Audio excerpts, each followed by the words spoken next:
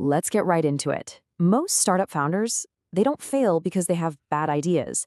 Actually, they fail because their customers are politely lying to them. Think about it. You've got this brilliant idea, right? You're pumped, you sketch out some wireframes, show a few potential users, they smile, they nod, they tell you, wow, that sounds amazing.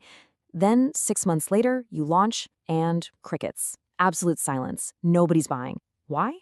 Because the hardest part of building a business isn't the code. It's navigating the absolute minefield of human politeness.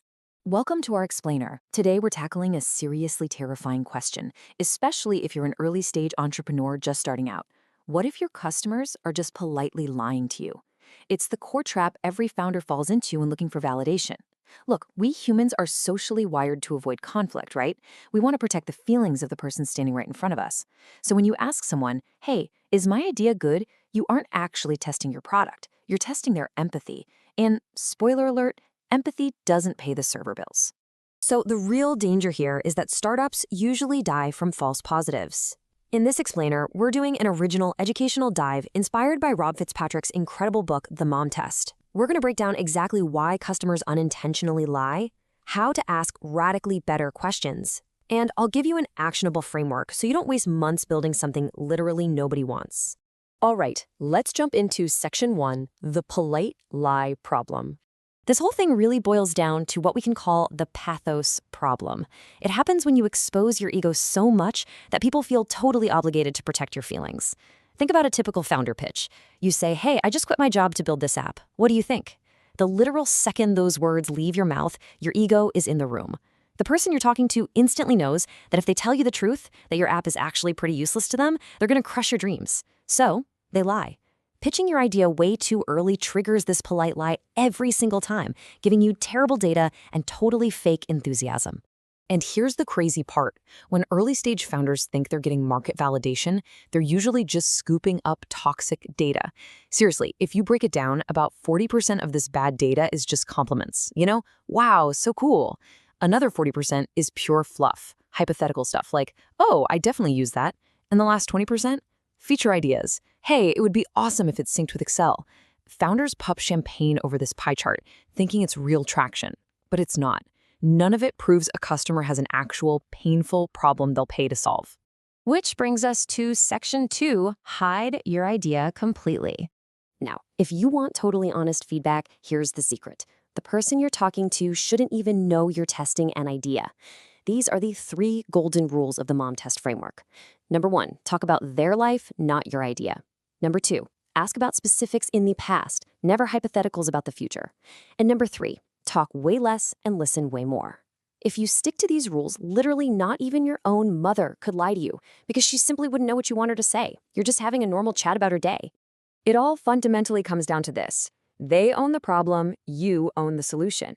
Listen, your only job during an early customer interview is to understand their life, their workflow, their headaches. Think of yourself as an investigative journalist trying to uncover how they currently suffer. You are absolutely not a salesperson looking for a pat on the back. The exact second you ask them what you should build, you've completely lost the plot. Okay, moving on to Section 3. Past behavior beats future. Let's look at a classic, terrible question. Would you buy a product that did X? Humans are just hopelessly optimistic about their future selves. We all think future us will definitely hit the gym, eat a salad, and buy your awesome productivity app. But future promises? Totally worthless. Instead, you've got to ask, how did you solve X the last time it happened? Boom, you just force them out of hypothetical dreamland and into hard reality. If they reply, oh, I didn't even bother fixing it, you instantly know the problem isn't painful enough to build a whole business around. Oh, and here's another massive trap. Asking, how much would you pay for this? Again, they'll just pull a random number out of thin air to make you smile. A radically better question is, how much does this problem cost you today? This is honestly a game changer. By asking what they're already spending on messy workarounds, expensive consultants, or just wasted hours, you get hard facts. You find out if there's an actual budget that exists right now. All right, Section 4, deflect compliments and fluff. Make absolutely no mistake here, compliments are the fool's gold of customer discovery.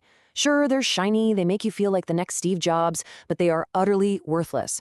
When someone says, "That's a really great idea, I love it," they are almost always just being overly supportive, or honestly, they're just trying to get you to leave their office so they can get back to work. You can't deposit a compliment into your bank account, so when you hear one, you have to mentally train yourself to politely deflect it and steer the conversation right back to their actual workflow. You've really got to keep an ear out for specific red flags. Whenever a customer drops an "I usually" or an "I always," or the absolute worst one, "I would definitely buy that," alarm bells should be ringing in your head. These fluffy phrases mean they're speaking in hypotheticals, describing some idealized version of themselves. Your job is to anchor them back to planet Earth. So if they say, "I usually do this," you jump in with, "Oh, interesting. Walk me through the exact steps you took the last time you actually did that." Section 5. Getting real commitments. Eventually, you do have to show your solution, but when you do, watch out for zombie leads. These are those potential customers who are totally happy to take meetings, grab coffee, and say amazing things about your roadmap, but they somehow never pull out their credit card. If you avoid the hard questions, your startup just gets stuck in the ultimate friend zone. You've got to force a resolution. The meeting either clearly advances toward a sale or it ends in a firm rejection. Both of those are fantastic outcomes. Purgatory? Purgatory is what kills early-stage startups. So how do you know if they're serious? In the business of validation, there are exactly 3 real currencies that prove commitment. First is time. And I don't mean a vague "let's touch base." I mean booking a clear, hard-coded next meeting right then and there, or committing to a pilot. Second is reputation risk. Are they willing to introduce you to their boss or the procurement team? If not, they don't actually believe in your product. And third, obviously, is cash, a pre-order, a deposit, a signed letter of intent. If they aren't giving up their time, their reputation, or their cash, I promise you, they're not a real lead. Let's wrap this all up in Section 6, the modern validation framework. We really need to acknowledge a massive shift happening right now. In the AI era, building software is almost unbelievably cheap and fast. You can literally spin up a SaaS prototype in a weekend. But here's the catch. Because prototyping is so fast, founders are rushing to pitch their solutions faster than ever. They're totally skipping the discovery phase. But look, building faster just means you can build the wrong thing faster.